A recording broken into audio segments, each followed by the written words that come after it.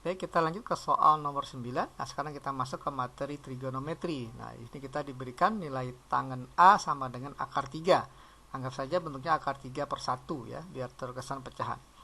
Nah, kita tahu bahwa tangen A sama dengan akar 3, A-nya pastinya 60 derajat. Ya, tapi coba kita anggap ini sudutnya belum kita anggap tidak istimewa ya, anggap saja ya. Khawatir nanti bentuk yang diketahui adalah nilai tannya atau nilai perbandingan trigonometrinya tidak merupakan sudut istimewa. Jadi coba kita buat segitiga yang berbentuknya katakanlah siku-siku seperti ini. Oke, ya, siku.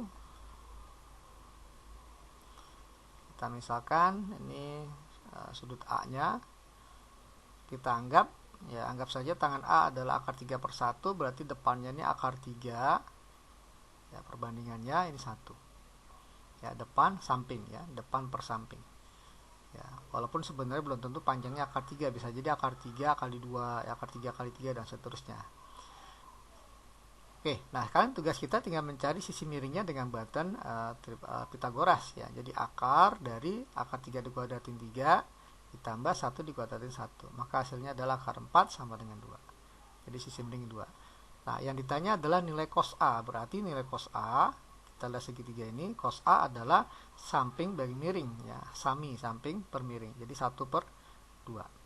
Nah, apakah jawabannya 1 per 2? Belum tentu ya, kita cek dulu. Di sini sudut A nya ada di kuadran berapa ya, 180 sampai 270, berarti A nya ya, ada di kuadran ketiga.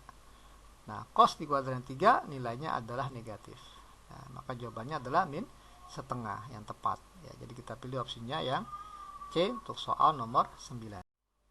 Baik, kita lanjutkan pembahasan soal nomor 10 masih mengenai materi trigonometri berkaitan dengan sudut elevasi. Oke, di sini kita diinformasikan ada dua orang anak bernama Arman ya dan Benny memiliki tinggi badan yang sama-sama 160 cm atau 1,6 meter ya tingginya. Melihat puncak gedung dari arah yang berbeda. Arman melihat puncak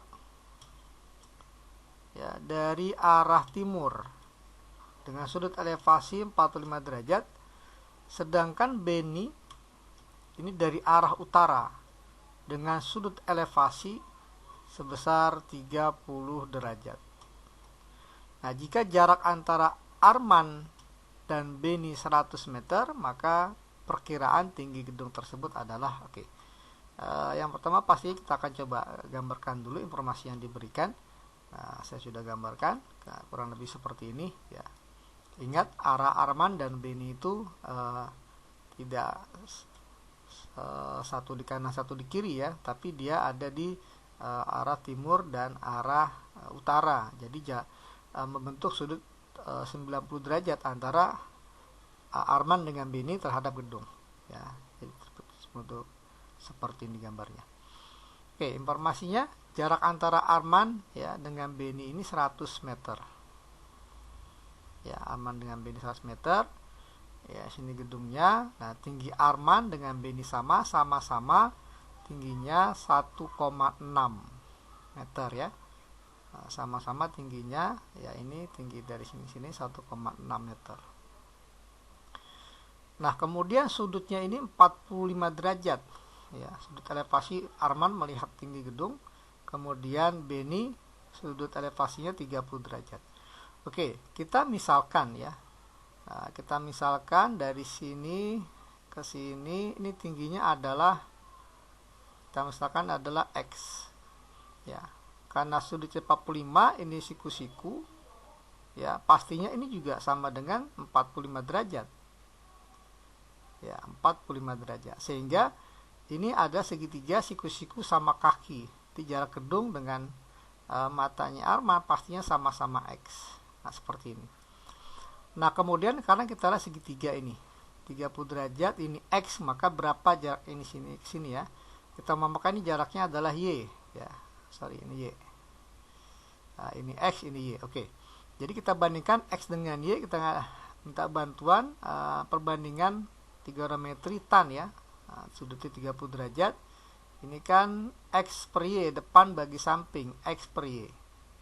Kita tahu bahwa tan 30 adalah 1 per akar 3. Nah, ini perbandingannya X per Y. Sehingga kalau kita kali silang, dapatlah X-nya ini atau Y sama dengan, ya, kita kali silang 1Y sama dengan akar 3X. Ya, dapat ini Y-nya adalah akar 3X. Ya, boleh langsung kita ganti di sini, ini sama dengan akar 3X. Sehingga kita lihat jarak antara Benny, Arman dengan gedung kan membentuk sebuah segitiga siku-siku juga dengan panjang akar 3X, ini X, maka pastinya ini sama dengan 2X, ya, dengan Pitagoras. Ya, akar 3 tambah 1, ya, akar 3 kuadrat tambah 1 kuadrat kan jadi 4, akar 4 2. Jadi ini panjangnya sama dengan 2X. Nah, 2X sama dengan 100, sehingga, ya, nilai X-nya sama dengan 50 meter. Nah, dapatlah, ya, jarak antara pandangan Arman terhadap gedung adalah 50, atau jarak tinggi ke sini juga 50 meter. Jadi tinggi gedung sama dengan X ditambah 1,6, ya, tingginya Arman atau tingginya Benny juga sama, ya. Jadi kita simpulkan bahwa tinggi gedung, ya, tinggi gedung diperkirakan ini di awal sama dengan X tambah 1,6 meter. Nah, karena X-nya 50, jadilah 50 ditambah 1,6. Maka hasilnya adalah 51,6 meter. Nah, kita pilih opsinya yang D, ya, untuk soal nomor 10. Oke, kita lanjut ke soal nomor 11, ya. Nah, di nomor 11 ini lumayan panjang, ya, ceritanya. Tentang suhu di Kanada. Setiap bulannya berubah-ubah menjadi musim yang ada. Perubahan iklim turut menyebabkan perubahan suhu yang tidak menentu. Berikut disajikan tabel suhu tertinggi dan terendah pada bulan Januari dan bulan Maret. Ya. Bulan Januari tertingginya -12, terendahnya -20, dan bulan Maret tertingginya -2, terendahnya -17. Nah, para peneliti mengatakan bahwa suhu di Kanada mengikuti grafik sinusoidal. Diketahui rata-rata, nah, ini kita ambil, ya, sebagai fungsinya, rata-rata suhu tertinggi di negara tersebut mengikuti rumus. Nah, ini yang harus kita tandain, ya. Nah, jadi ini rumus dari soal bahwa TB ini menyatakan rata-rata suhu tertinggi, nah, di mana B-nya ini adalah bulan ke, ya, bulan ke berapa. Jadi kalau bulan Januari berarti B-nya 1, bulan Maret berarti B-nya 3, ya. Nah, rumusnya seperti ini. T-nya adalah suhu. Nah, apabila bulan Januari dinyatakan dengan B sama dengan 1, ya, berarti kalau Maret tadi 3, Mei berarti 5, dan seterusnya, maka rata-rata suhu tertinggi di bulan Desember berarti nilai B-nya sama dengan 12. Sehingga kita tinggal tuliskan nilai T 12 sama dengan 20 dikali dengan cos 30 dikali 12 min 7, ya. 12 kurang 7. Nah, seperti ini ditambah 8. Jadi kalau kita hitung sama dengan 20 dikali cos 30 kali 5, ya. Jadi 150, ya, gitu. Kemudian ditambah 8. Oke. Cos 150 ada di kuadran 2, berarti nilainya negatif, ya, cos. Setara dengan min cos 30, jadi min setengah akar 3, ya, ditambah 8. Oke, coba kita hitung. Jadi 20 dikali min setengah akar 3 ini min 10 akar 3, ya, ditambah 8. Nah, nilai akar 3 kita sudah dibantu di soal, ya, dianggap sebagai 1,7, nilainya setara dengan 1,7, maka min 10 dikali 1,7 ditambah 8, maka kita punya min 17 ditambah 8 sama dengan min 9. Oke, jadi jawabannya adalah min 9. Kita lihat di opsinya. Opsinya ini saya tanda di sini. A, ya, sama dengan A. Ya, jadi jawaban untuk soal nomor 11 adalah min 9 derajat Celcius. Ada di opsi A. Oke, kita lanjut ke soal nomor 12. Nah, masih tentang materi trigonometri.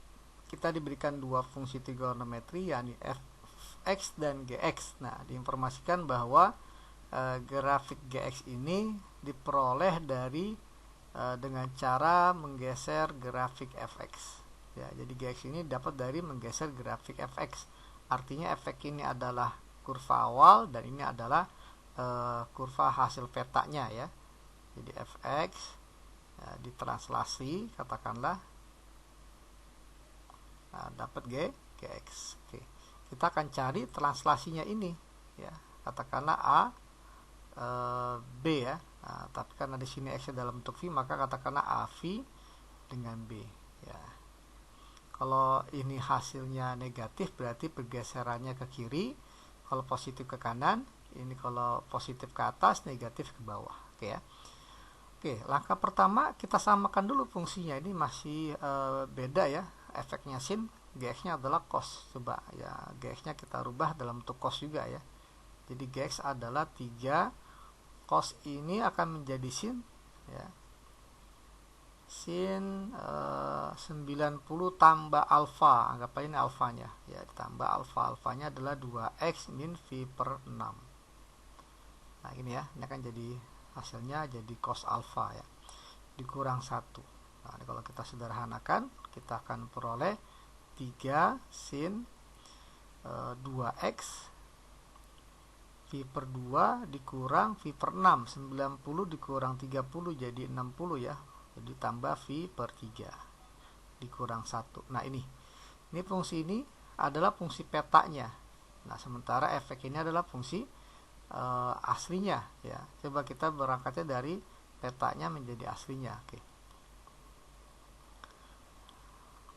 Kalau seandainya kita punya katakanlah titik x, y ya, x, y ditranslasi AV dengan B, maka kan bayangan ini harusnya menjadi ditambah x tambah AV ya, y tambah B. Nah seperti ini ya, y tambah B ini adalah x aksennya. Nah ini adalah sebagai posisi y aksen ya, yang bertindak sebagai peta kan adalah Gx, berarti ini adalah sebagai y aksen. Nah ini x-nya ini adalah x aksen. Oke, kita nyatakan dalam bentuk x, maka akan kita peroleh di bawahnya ya, y aksen ini nilainya y tambah b sama dengan 3 dikali sin 2 kali x, x-nya adalah x tambah AV ditambah V per 3 kemudian dikurang 1. Nah, coba kita sederhanakan. Oke. Nah, sehingga kita punya y sama dengan 3 sin 2 kali x 2x 2 kali AV jadi 2AV tambah V per 3 dikurang B ya, dikurang 1. Nah, seperti ini. Nah ini sudah menjadi fungsi asal. Fungsi asalnya itu adalah fx-nya. Nah ini fx-nya. Coba kita pinjam ya. Kita copy sini.